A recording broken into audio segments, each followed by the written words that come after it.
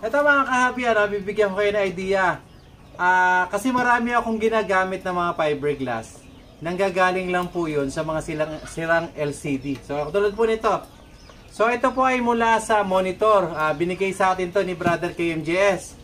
So, kay Brother Menard. So, shout out kay Brother Menard. So, ito po, sa totoo, ang gaganda. Pag ganito pong makakapal na to, sa mga branded na LCD na kukuha ito, meron po itong makapal na fiber na ginagamit natin. So, kaya nga, baka meron kayong mga sira-sira dyan, mga LCD, mapapakinabangan nyo pa. So, katulad nga nito, no, tatanggalin lang natin yung ibabaw. Yan. Actually, dalawa na papakinabangan natin dito eh. Yung plastic, nagagamit natin minsan pag nagre-resin tayo, nagagamit natin ano yun, pang cover.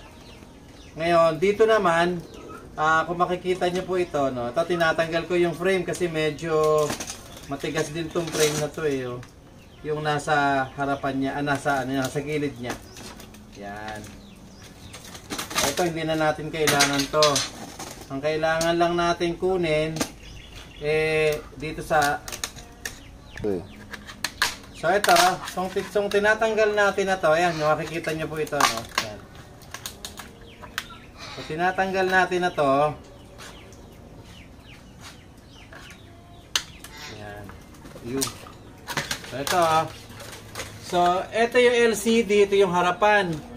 Ngayon, ang kukunin natin itong loob. Ayan. Ayan. Imagine niyo to. Hindi ito napapansin ng marami kasi akala nila baliwala. Ito, nagagamit ko rin tong frame na itong ano to, plastic na to.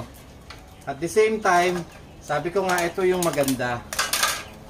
Ito yung maganda na marami ako na paggagamitan ito. Kung makikita nyo po yung mga ibang gawa ko, ayan o, yan yung mga plastic na yan. Buong buo. Ayan. So, imagine niyo kapal nito oh, 1/4. 1/4 ang kapal. So, ito, minsan pag nagre-repair tayo, yung mga lababo, sa mga tiles, so ito yung ginagawa ko minsan pang cover. So ang laking bagay. Kaya nga mga kahabi, ano, yung mga LCD, buksan nyo. Makukuha nyo yung mga ganito. So depende sa brand, may manipis, may makapal. Base sa brand yan. Salamat at magandang buhay sa inyong lahat.